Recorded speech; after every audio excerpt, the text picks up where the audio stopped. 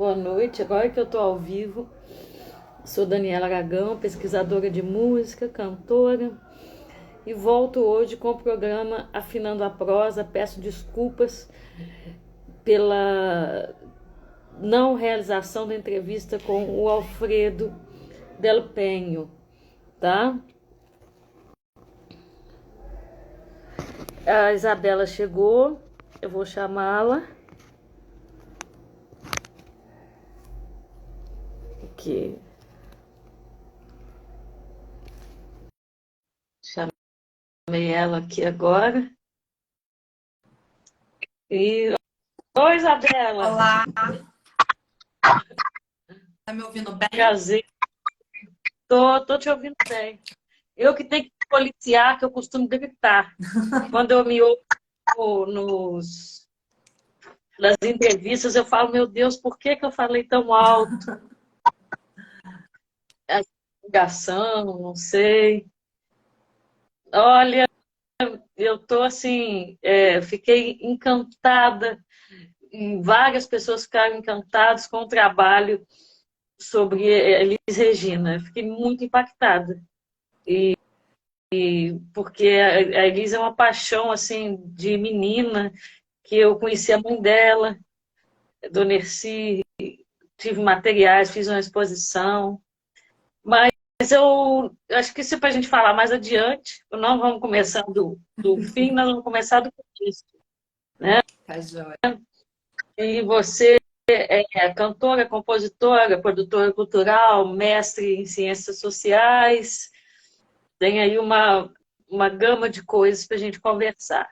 Mas eu começo com uma pergunta que eu costumo fazer com todo mundo, que é: como começou a música na sua vida? Nossa Reporte Senhora. ser pequena, o ambiente, as pessoas. Olha, começou muito cedo, muito cedo. Durante muito tempo, a preciosidade da minha mãe era um VHS. Eu tinha uns 3 anos, aquele microfone da Xuxa, que tinha aquele bonequinho, né? Nem lembro como chama aquilo. E eu cantando Leandro e Leonardo, e a minha mãe, Isabela, e eu não, mãe, eu sou a Xuxa, e fazendo um espetáculo com 3 anos de idade, assim, toda.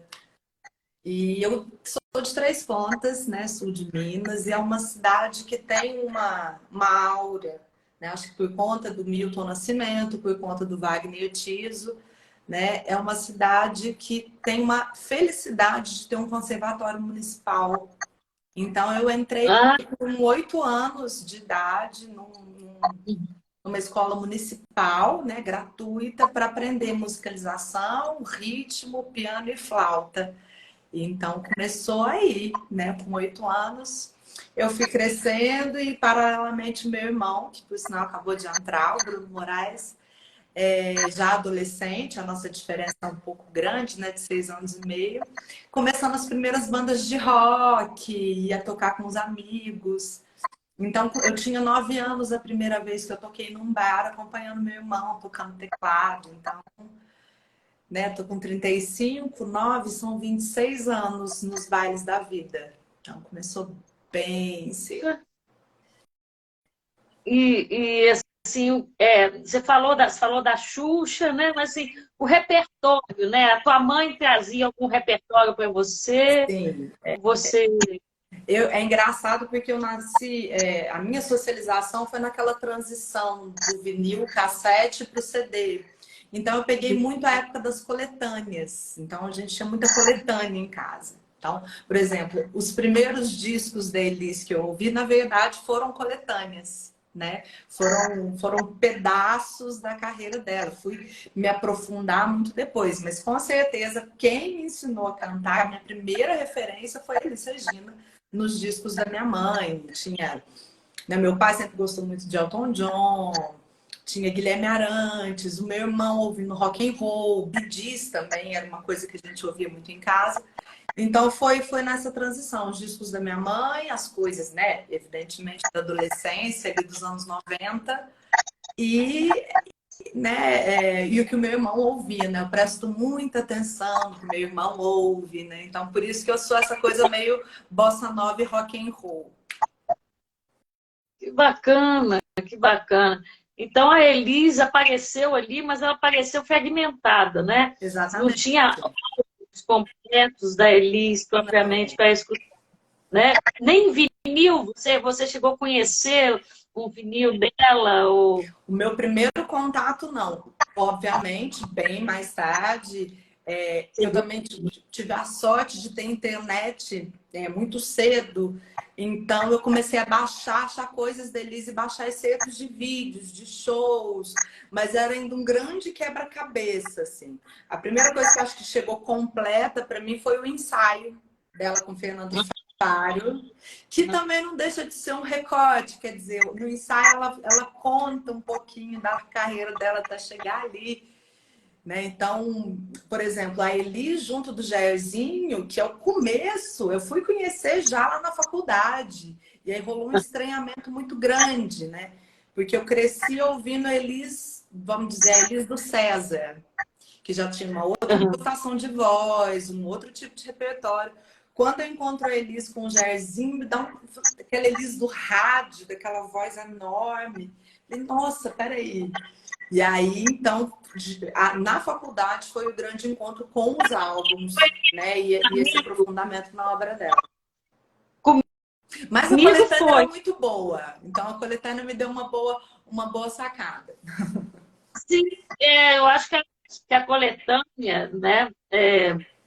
Dependendo de como ela foi feita, principalmente porque a Elis, você vira a Elis no Viva Brotolândia, depois vai ouvir a Elis no Elis em London, por exemplo. Elis, como ela maturou aquela voz, como ela saiu de um modelo que Celi Campelo, que queriam que ela se transformasse, né, quando foi aos 16 anos, né? Super nova. Então, assim, e foi aquela paixão de absorção total. Eu tive, comigo foi assim, foi uma loucura, assim, foi uma coisa de só aquilo, só aquilo. Acho por que eu pergunto isso? Porque mais adiante a gente for falar sobre o seu espetáculo, porque assim, você conhece muito bem, e você, embora você faça um espetáculo dedicado a ela, você não reproduz de forma caricatural. Você reproduz respeitosamente, sendo você, e, ao mesmo tempo traz detalhes lindos, como os movimentos de braço, como... Eu fiquei muito impactada. Assim. Eu fico realmente muito feliz, assim. E eu acho que esse é o maior elogio que eu posso ganhar falando desse espetáculo, né? De conseguir ser a Isabela Moraes cantando Elis Regina e não uma cantora que quer ser Elis e não consegue, porque ninguém vai conseguir. Esse é o ponto, né? Então, quando me perguntam a respeito disso, mas como que é a tua performance? Obviamente, né, depois que você passa a assistir os vídeos e tudo mais, você tem um contato do que era o corporal da Elis. E como é um espetáculo em que as pessoas querem se lembrar dela, eu trago realmente alguns gestuais. Então, minha arração é proposital, os braços, que é dali que sai o apelido da Hélice e tal. Mas se eu me preocupar o tempo inteiro em pensar o que a Elis fez, eu perco aquilo que a Elis tinha de melhor, que era a autenticidade, que era a entrega para aquele momento, né?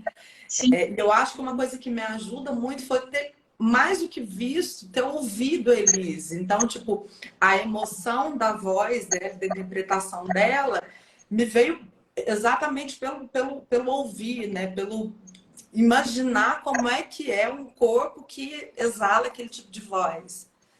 Então, eu costumo falar que eu estava falando disso esses dias com a Mali, uma das minhas primeiras professoras de música, que eu dei muito trabalho para minha professora de canto, porque eu ouvia a Elis naquela intensidade, daquele tamanho. Na coletânea, tem 3 canções dela com Hermeto Pascoal em Montreux. que é aquele improviso, e ela estava toda nervosa, porque o Hermeto colocou ela em maus lençóis, e ela se sabe muito bem.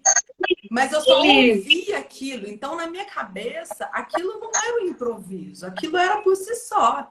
E aí eu achei que cantar, por exemplo, Corcovado e Garota de Ipanema era cantar daquele jeito. Então, minha professora ficava louca. Ela tentava me ensinar o João Gilberto e eu só pensava na Elis, o Hermeto Pascoal, né?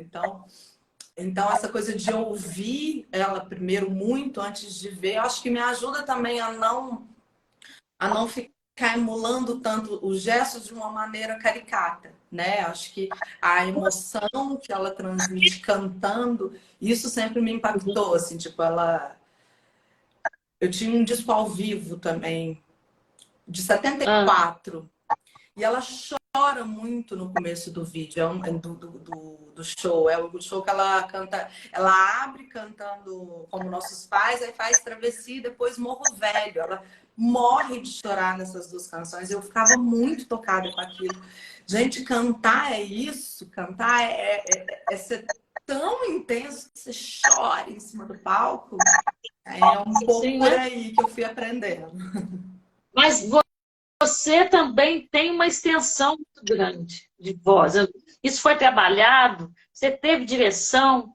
Porque, assim, é tudo muito bonito. É impecável, assim, sabe? Eu sou crítica mesmo. E tratando-se de... É um mito, é um totem, né? Então, assim, tem canções que você escolheu de longo prolongamento, de notas, entendeu? Assim, é uma pergunta talvez indiscreta, mas se você já lógico, tinha esse potencial e foi desenvolvido através de professor de canto, como é que foi isso? É isso. O meu primeiro contato com canto, sem ser o feeling, vamos dizer assim, foi logo na adolescência.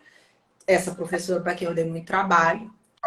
Mas eu tive, além da escola do barzinho, que eu fiz muito, e é até um sacrilégio falar, porque as duas tiveram uma relação muito difícil. Mas quem me ensinou muito a cantar na época da faculdade foi a Nara Leão. Encontrar a obra da Nara me fez trabalhar um outro tipo de canto, de domínio vocal. Aí eu encontrei com o João Gilberto. Eu fazia muito barzinho na faculdade para pagar conta e tudo mais. Foi quando eu realmente me coloquei num repertório muito sofisticado pela primeira vez, com uma frequência muito grande. Tanto que eu fui estudar Vinícius de Moraes no mestrado, porque eu estava cantando Vinícius de Moraes no bar, né? E aí, quando eu vou para São Paulo em 2013, eu entro em contato com uma professora de canto que mudou minha percepção de tudo, que é a Rita Maria. Ela tem um trabalho incrível de conectar a voz com o corporal, né? Porque as aulas típicas que eu fazia de canto é aquilo, a professora está ali sentada no piano, te passa um outro exercício de respiração e técnica. A aula da Rita começava com um alongamento corporal, ela em pé, que nem eu. E foi um outro jeito de descobrir, de perceber a voz. Então, essa virada com o encontro com a Rita. E, coincidentemente, foi em São Paulo, ali entre 2013 e 2014, que eu fiz o primeiro tributo a Elis Regina, né? Eu estava trabalhando com um trio de samba jazz. Foi o meu primeiro desafio, assim, com grandes músicos, né, à frente de uma gig dessa, casas de jazz e tudo mais. E aí tem, né, as efemérides, né? Em janeiro, aniversário de morte, março, o aniversário de vida. E há o convite de fazer um especial da Elise. Foi a primeira vez que eu me coloquei nesse lugar. Um repertório bem diferente do que eu faço hoje. Mas foi ali que eu experimentei o gostinho e ali já tinha o nome de coisas que aprendi com a Elis. Ali já tinha. Esse projeto dormiu até 2018. E aí, quando eu retomo em 2018, quer dizer, eu já estava... Foi no meu aniversário de 30 anos. Então, assim, já fazia 21 que eu cantava. Aí eu falei, acho que agora eu dou conta. Você assistiu, na minha opinião, não só na minha, mas na opinião de toda a banda, você assistiu o melhor show que a gente já fez nesses 5 anos. O show de Juiz de Fora foi o ápice do nosso encontro enquanto banda e, segundo os meus colegas, de mim enquanto cantora, né? Porque assim, se a gente pega os vídeos de 2018, tá muito cru, a interpretação ela destoa um pouco da emoção, rola um exagero, mas é isso. Foi em cima do palco, os meninos me ensinam muito, muito, muito, muito. E aí eu consegui chegar num show em que você consegue me elogiar dessa forma, eu fico muito feliz. E assim, ele não perde a força dele, ele tem uma linha de condução muito bonita, assim, como você vai colocando uma sobre a outra, não são popurris, obviamente, são músicas inteiras. O figurino do Falso Brilhante, né? Sim. Eu vi esse figurino em Belo Horizonte. O primeiro show a gente usava outro figurino. Eu fiz até uma troca de roupa, que era o figurino do Trem Azul, aquele macacão meio dourado. Ai, amarelo.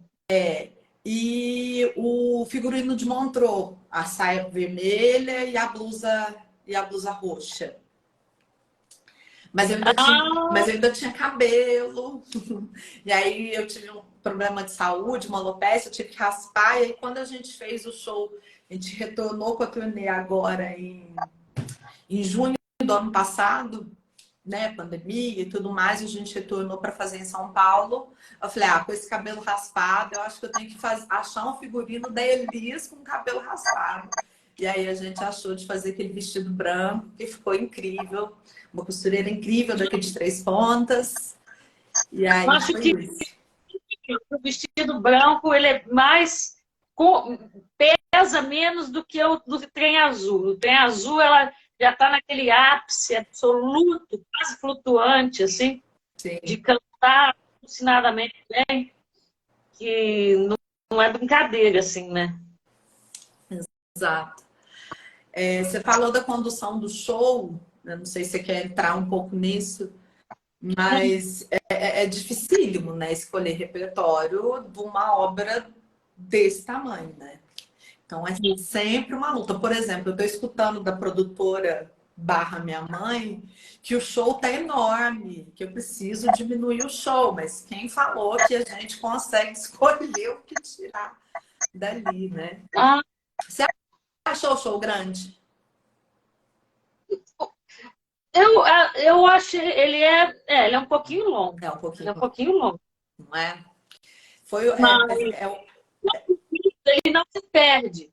Ele é longo, mas ele não causa enfado, ou ele não chega em algum momento que você fala assim, e passou do ponto. Não. Mas é longo. Ele dá subidas de emoção muito grandes, depois introspecções. São várias emoções ali que você lida, temáticas. Eu lembro de um momento, por exemplo, que a plateia recebeu muito bem, que foi Nada Será Como Antes. Incrível! A quantidade de vídeo que tinha de Nada Será Como Antes depois no Instagram foi uma das músicas mais filmadas depois de Como Nossos Pais.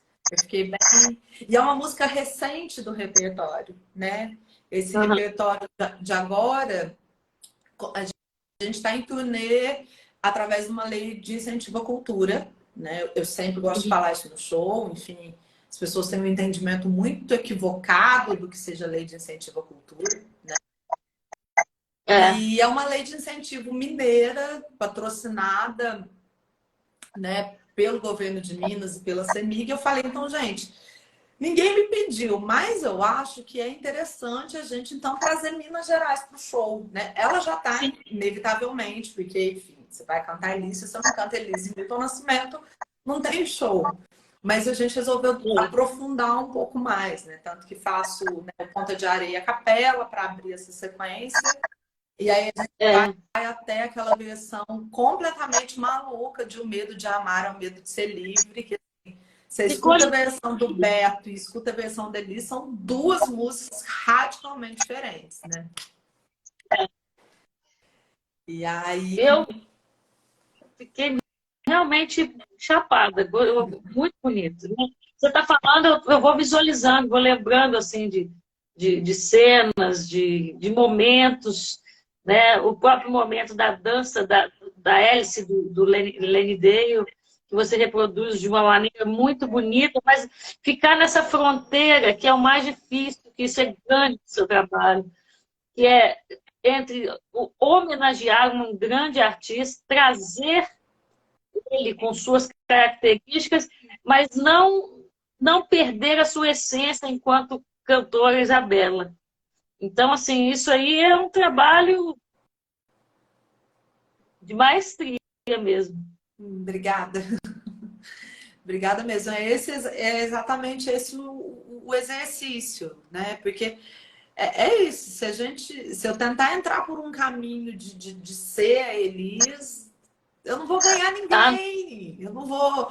Ninguém vai se emocionar com isso, né? Mas ao mesmo tempo, se eu ficar muito distante, de novo, as pessoas foram lá por conta da Elis, não foram lá por conta da Isabela. Vão conhecer a Isabela, mas elas estão ali também para lembrar da Elis. Então, é realmente um exercício, é um grande exercício, né? Eu fiquei encantada com os braços.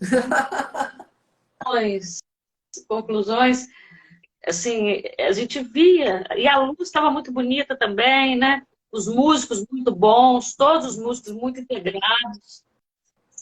Tem que ter uma equipe, uma banda muito competente para se poder ter um show desse nível. Sim.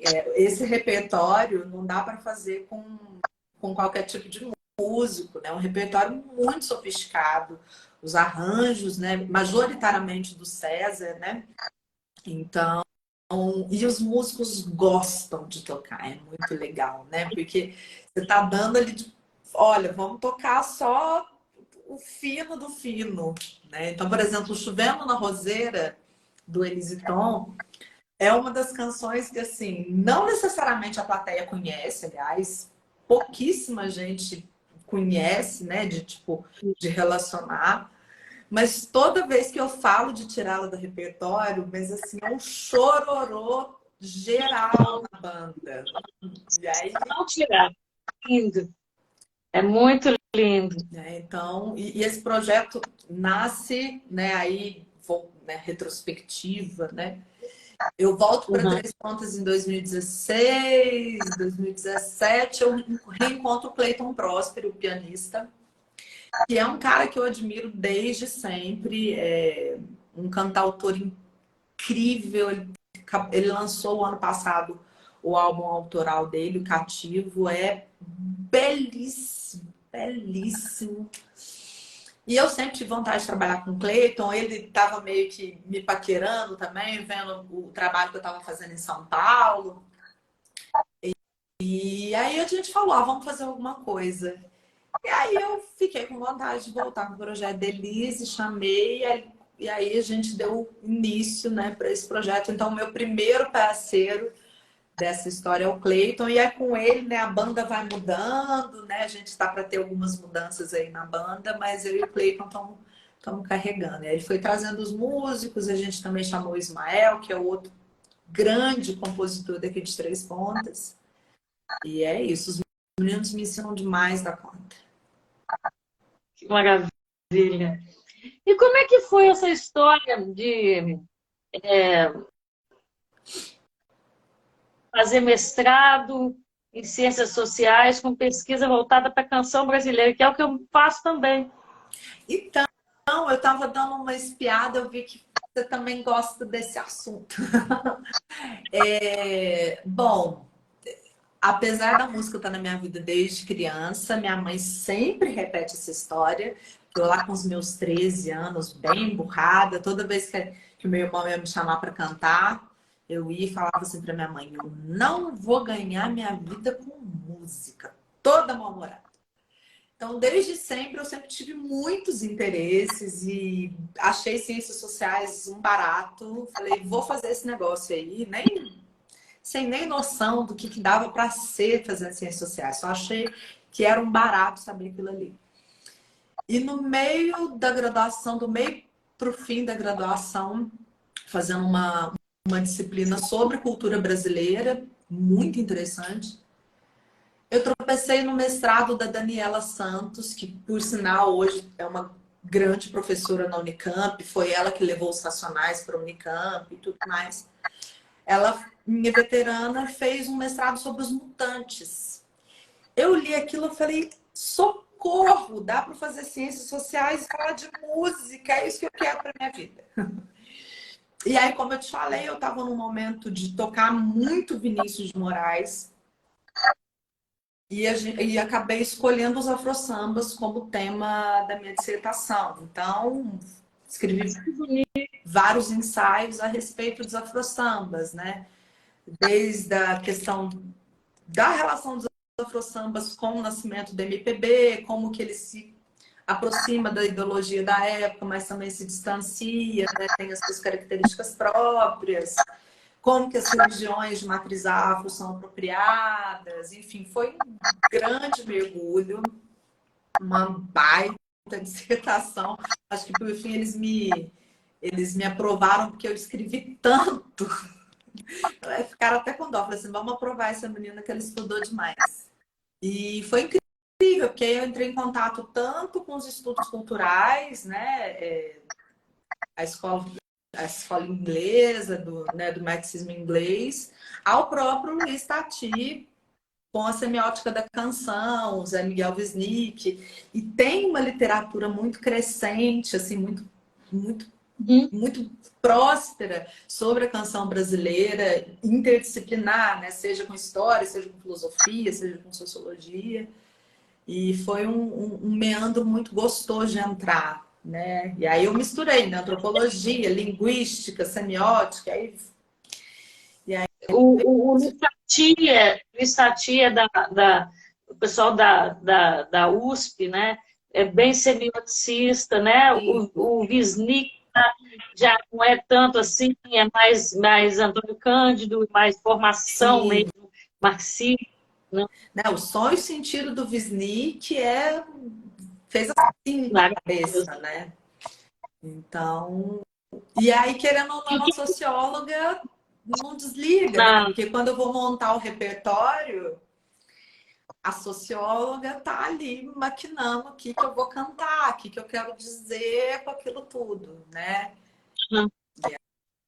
E uma curiosidade, assim, o que foi abordado por você nesses afro-sambas, assim? Todo mundo fica muito curioso, né? O que eu fui fazer, o que eu aprendi, o que eu descobri com os afro-sambas. São tantas as vertentes, os ensaios, eles são muito... Eu acabei fazendo um ensaio de cada canção, né? Então, as minhas perguntas eram de que maneira que o Vinícius de Moraes, com o protagonismo que ele tem na formação cultural do país, né? Enfim, ele vai desde do simbolismo da poesia até, né, fazer trilha sonora para novela no final dos anos 70, né? Então, de que forma que ele sintetiza as diversas influências que ele tem, misturando o popular com o erudito, como que isso aparece nos afro-sambas? Né? Essa era a minha primeira pergunta. Mas, a partir disso, eu tive várias respostas, né? Tive tanto da questão formal do violão do Baden-Powell, né? Como que ele se distingue ali da revolução do violão do João Gilberto, né? O diálogo que a gente tem ali do nascimento da MPB, a questão dos orixás, né? Como os afro-sambas, né, já tinham orixá na música brasileira, mas qual que era a diferença para os afro-sambas dessas outras canções, né? E isso, assim, essa leitura muito, muito particular do Vinícius disso. A gente consegue também demonstrar alguns traços sociológico de umas limitações do Vinícius nessas leituras, né? E aí eu discuto isso e trazendo até para a música paulistana, que faz hoje em dia, ao meu ver, uma outra revolução da música brasileira com os orixás, né? Vou e faço um diálogo dos afro-sambas com o Metametá, que é um grupo paulistano, né? Tem a Jussara Marçal, o Kiko Dinucci, o Thiago França, para entender também como a evolução, digamos assim, da sociedade, a apropriação, como que isso vai para a música, né? A leitura que o Vinícius tem dos orixás é muito paternalista e católica, né? E ok, era o que o Vinícius tinha, e era o que dava para fazer, e foi o que ele fez, né? Paternalista católico, ele foi o primeiro cara a fazer uma peça só com negros no Teatro Municipal no Rio de Janeiro. Então, tem lá a sua importância. Mas a gente tem hoje uma canção popular com os orixás que ela é muito mais combativa, que ela realmente está falando Yorubá, ela não tá traduzindo os orixás para uma linguagem católica. Então, assim, deu para fazer esse exercício também. Dá para ficar falando horas disso aqui. Porque a fase do Vinícius metafísica, né? A fase do Vinícius católica, com pensamento do Otávio de Faria, foi no Forma Exegese e Caminho para a Distância, esses dois livros, né? Sim. Então você está me trazendo uma coisa nova, porque nos afro-sambas eu achei que ele tinha se libertado, de certa maneira, disso. Mas então, ele dá um grande passo. E, aliás, eu acho até que esse passo é maior já com o Toquinho. As canções que ele vai fazer com o Toquinho dos Orixás, que aí ele tá lá na Bahia, ele tá com a mãe menininho, eu acho que elas são ainda mais libertadores, mas nos afro-sambas são pequenas frases, assim, pequenos modos que você enxerga um pouquinho ainda dessa formação católica, que na verdade, assim, não que ele quisesse, mas enfim, tá nele, né? É o modo dele, foi o modo dele aprender o mundo, né? Foi muito forte. E seu primeiro disco foi em 2020, né? Sim. Do absurdo. Do absurdo. Bom, do absurdo, ironicamente, foi lançada no nosso período mais absurdo de pandemia, com o pior governo da nossa história democrática. Mas eu não tinha ideia disso quando eu coloquei esse nome, que é o nome de uma das canções. Foi muito difícil fazer um primeiro disco de uma pessoa tão eclética, quer dizer, eu canto Elis Regina, Vinícius de Moraes, Pink Floyd, Tropicalismo, enfim, quem é Isabela, né? E aí a capa do disco é uma colagem e, de certa forma, o disco é uma grande colagem, né? Ele foi gravado em 5 estúdios diferentes, em várias cidades, por mais de 25 músicos. Eu quis meio que dar conta do muito que estava em mim ali naquele momento. Então tem canções minhas, né? Todas elas em parceria com poetas, poesias que eu musiquei, exceto uma que o poeta fez a letra para a minha melodia. E eu me orgulho muito disso, né? Carlos Moreira, Daniela Delias, Micheline Verunski, Leandro Durazo. E escolhi canções para gravar também de outros autores, né? O Danilo Guzmão, que hoje é Dandá Costa, né? Uma grande parceira. E o Maurício Pereira, que vai um pouquinho na minha paixão pela música paulistana. A gente fiz um chorinho dele, chamei um grupo de choro daqui de Varginha. Tem um clipe muito bonitinho, o clipe de Pra Marte, tenho muito orgulho dele. E o Juliano Guerra, que é um grande compositor do sul do país, né? E atualmente moro em Porto Alegre e é para mim um dos grandes assim que a gente tem grandes espalhados nesse continente que a gente nem dá conta, né? Mas ali tem duas canções também do Juliano e foi isso assim, fiz o disco grávida, pari duas coisas juntas, né? Meu filho nasce, né, no fim de 2019, daqui a pouco nasce o disco e fiquei muito feliz, porque foi um disco que foi acolhido pelas pessoas, né? Foi fruto de um financiamento coletivo. Então já tinha um público esperando, assim, né? A única tristeza que eu tenho do disco é que, como ele foi feito no meio da pandemia, eu não tive, assim, aquele momento do vou fazer uma turnê de lançamento, tal. A gente fez um show online e agora ele tá meio etéreo aí, eu tô nesse momento dele Regina.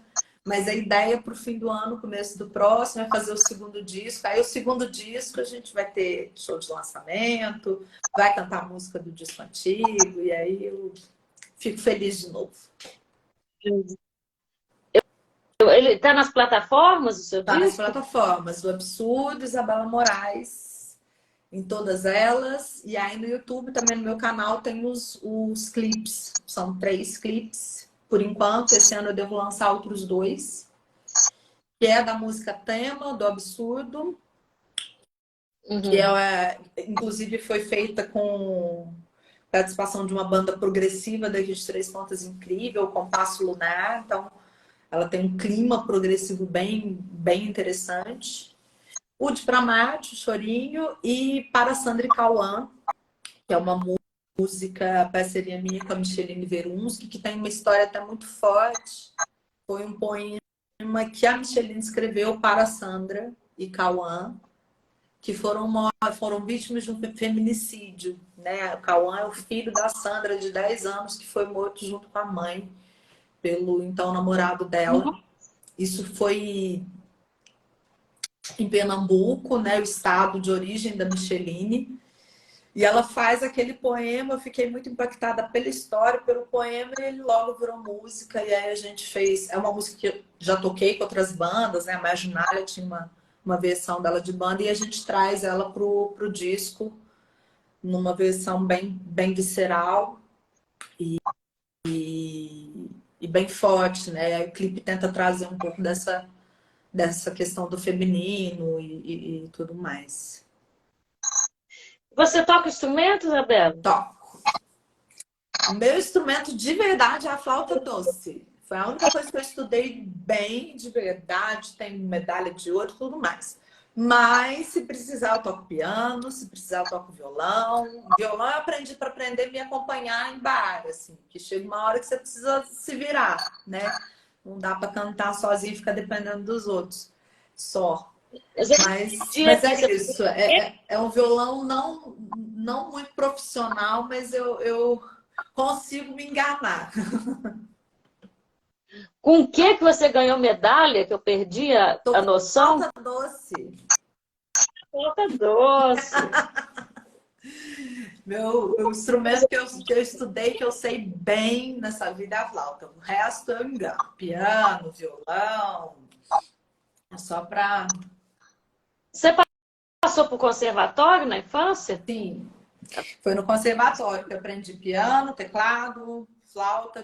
Comecei a tocar violino, mas desisti logo. Flauta transversal, fiz um pouquinho também. Se precisar pegar, faço um dó, ré, mi, mas não tenho domínio. Mas uma história que eu gosto muito sobre tocar em conservatório, que eu acho que me ajuda muito hoje enquanto cantora, né, a questão dos músicos, foi ter tocado na orquestra. Eu tinha 8 anos, era a menorzinha da orquestra e tocava flauta. Eu achava incrível o fato da gente estar tocando várias coisas diferentes simultaneamente e aquilo criar uma coisa mágica, assim.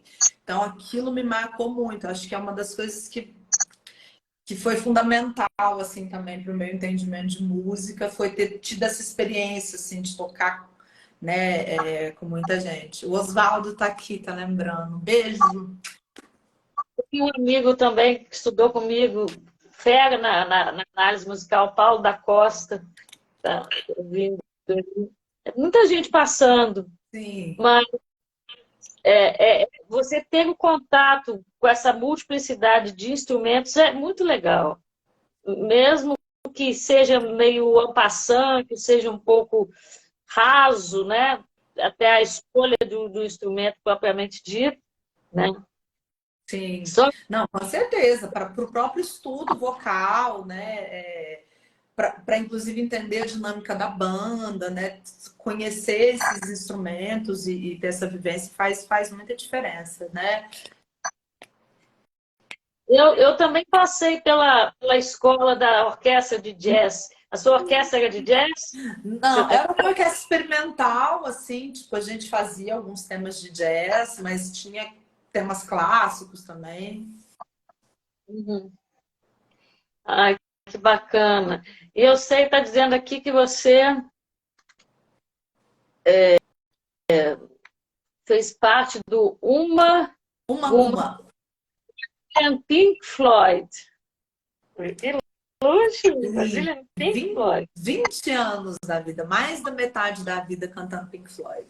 É um projeto do meu irmão, é um projeto em família, na verdade, né? Meu irmão já estava na estrada do rock há muito tempo, e aí em 2002 o Roger Waters veio para o Brasil pela primeira vez, fomos ele e a minha mãe, a gente ficou alucinado no show e o Bruno falou, eu quero fazer um negócio desse, eu quero que as pessoas que não vieram nesse show possam sentir o que é um show que tem luzes sincronizadas com telão, com efeito de áudio e tal. Então, o Maguma já nasce grande em 2002 e está na estrada até hoje. Hoje em dia eu trabalho mais na parte de comunicação, mas continuo vinculada com a banda.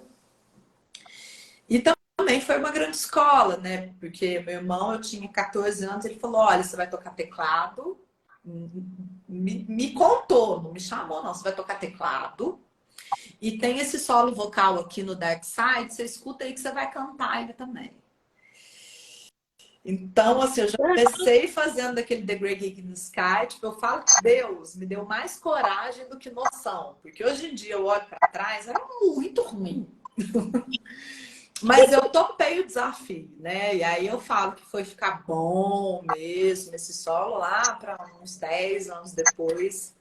E aí eu tive, inclusive, a Gente, oportunidade de cantar, né, esse solo vocal, né, o The Great Gig in the Sky, com uma cantora que cantou com o Pink Floyd, né, a Lorelai veio para o Brasil, se interessou pelo nosso trabalho, né, pelo trabalho do Maguma, e ela fez alguns shows com a gente.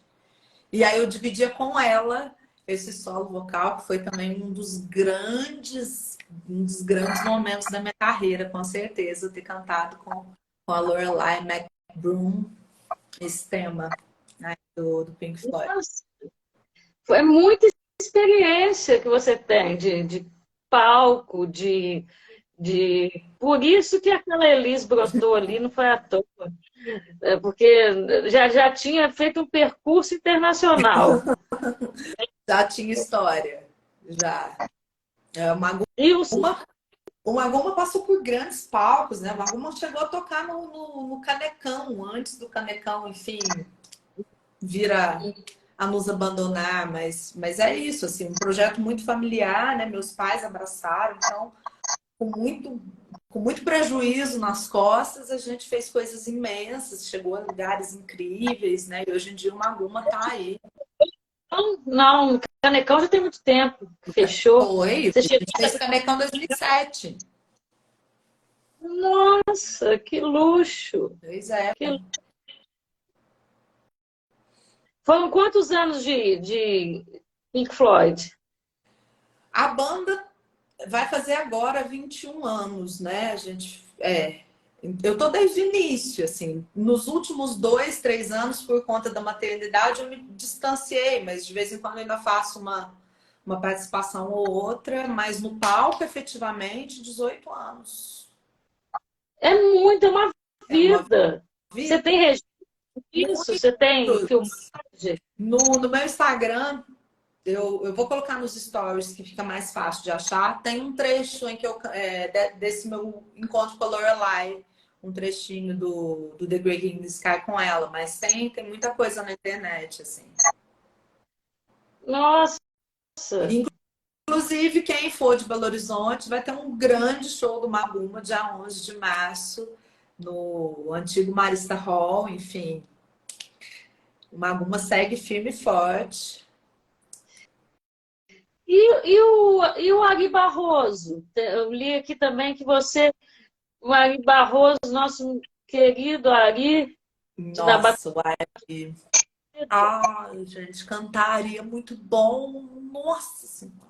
A minha cabeça de socióloga frita, porque assim, sociologicamente falando, a gente tem várias questões, né, na obra do Ari. Mas a cantora, são melodias incríveis. Foi um presente, né? Eu me mudei para São Paulo em 2013, no centenário do Vinícius. Então a gente fez vários projetos voltados para o Vinícius. E aquilo foi legal, a ponto que a gente foi convidado para fazer um show no MIS de São Paulo, em homenagem ao Vinícius. A gente fez, foi incrível. E no fim do ano eles estavam preparando para lançar um projeto do Ari, acho que um songbook, não lembro exatamente. E aí eles convidaram a gente para fazer, então, um show voltado para Ari Barroso. E foi uma escola, assim, a escolha de repertório e tudo mais. Inclusive, a gente fez um show dividindo com a Laíde Costa. A Laíde fez um piano e voz de Ari Barroso e em seguida eu subi no palco, tipo, socorro. Mas foi incrível, assim. E aí, desse show do Ari, que a gente fez, a gente também deu uma escafunchada, achamos umas canções de trabalho do Ari também, colocamos ali pro meio.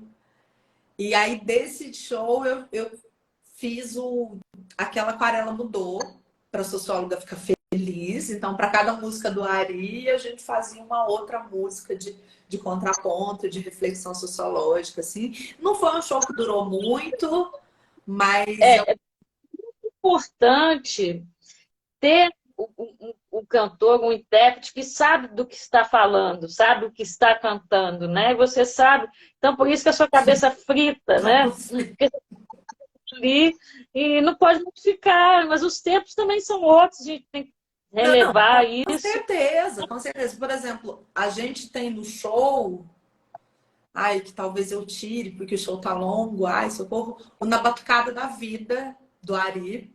Aí eles gravou várias coisas, bem menos que a Gal, mas gravou algumas.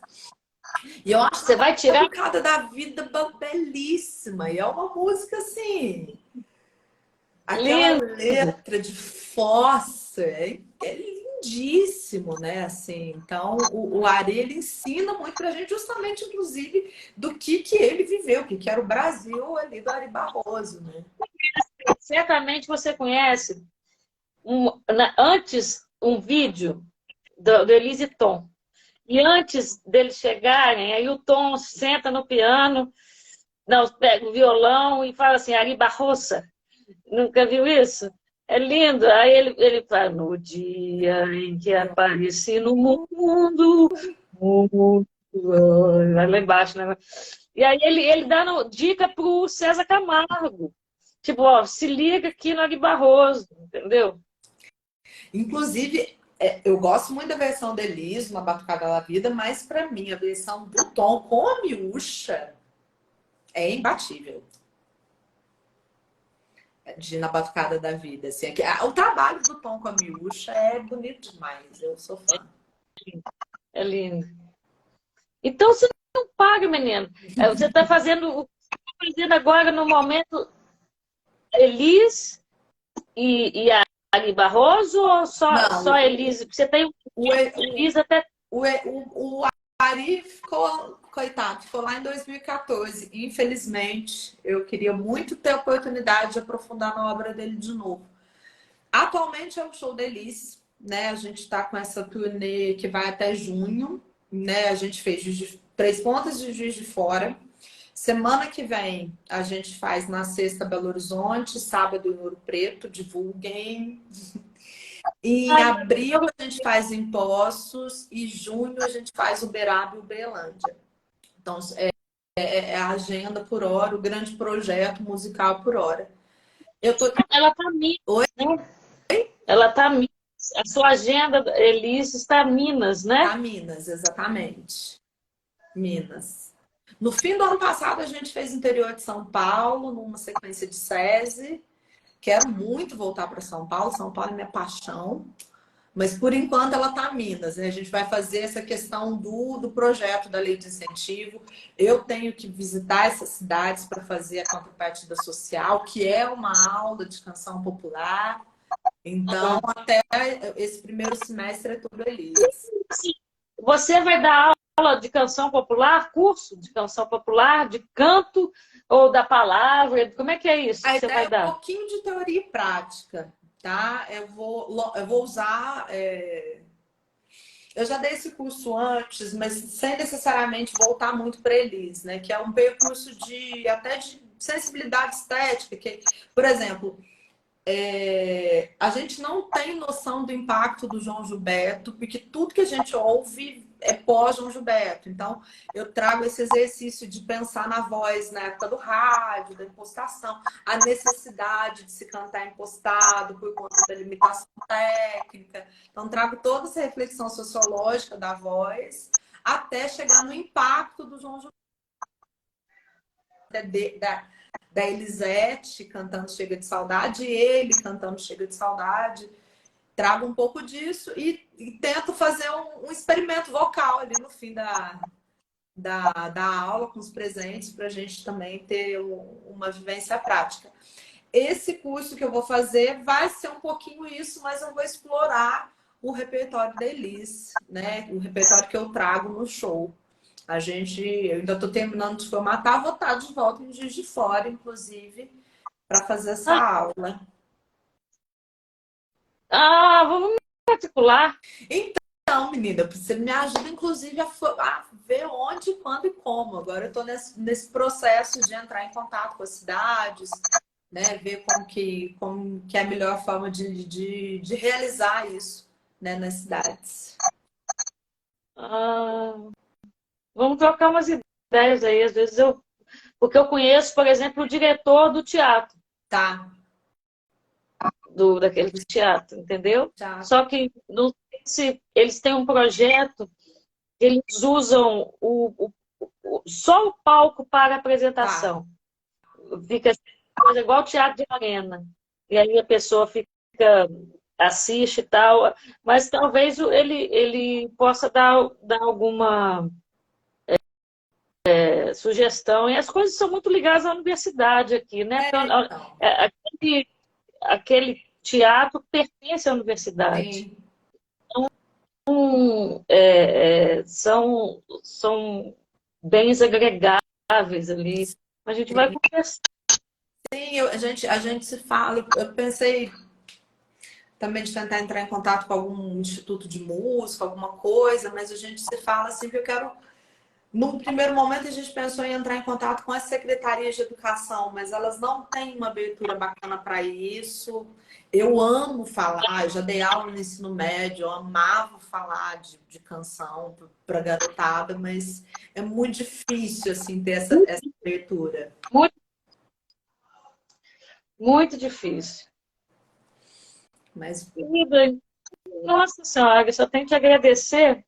E tem uma pergunta que eu faço sempre também, uma para começar, uma para fechar. tá, Música para sua vida. Pode ser sua, pode ser um poema, pode ser o que você quiser. uma música, um poema, alguma coisa da minha vida. O que que é a música para você Ah, significa? o que ela significa. Tem me acompanhado muito o Ednardo, porque cantar parece com não morrer. É quase Isso é lindo. não Nossa, esquecer que a vida é que tem razão. Então, é isso, Ednardo. Cantar é como não morrer. eu tive vontade de chorar agora, sabia? Há tanto tempo e talvez eu tenha morrido um pouco porque eu não estou cantando. Eu preciso cantar. Canta, não para não.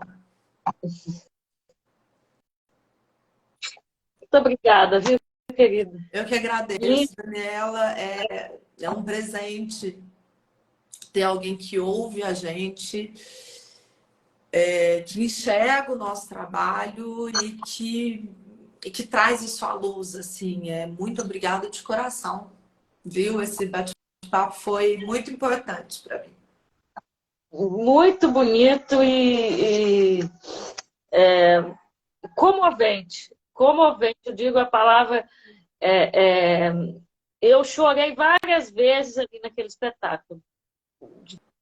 Tamanha a beleza, tamanha a verdade, tamanha a entrega sua a Elise, o respeito, a grandeza sua como mulher, como cantora, como mãe, né? Agora que é mãe. Então, muito bonito mesmo. E que você seja iluminado e que vá para. Tem um amigo aqui do Piauí, o Piauí é maravilhoso. Tenta ir no Piauí, em Teresina, que é uma cidade que vai te receber muito bem. Eu morei lá. Tem que ir a Teresina, tem um projeto lá, chama 6:30. Olha, É um projeto maravilhoso que tem em Teresina. Que já recebeu Bibi Ferreira, Luiz Melodia, muita gente, Martim da Vila, só gente os assim, você tem anjos que ir lá. estão amém. O que a gente mais quer é correr Brasil, correr mundo. Tá bom, então. Obrigada. Beijo, meu bem. Gente, Prazer. prazer.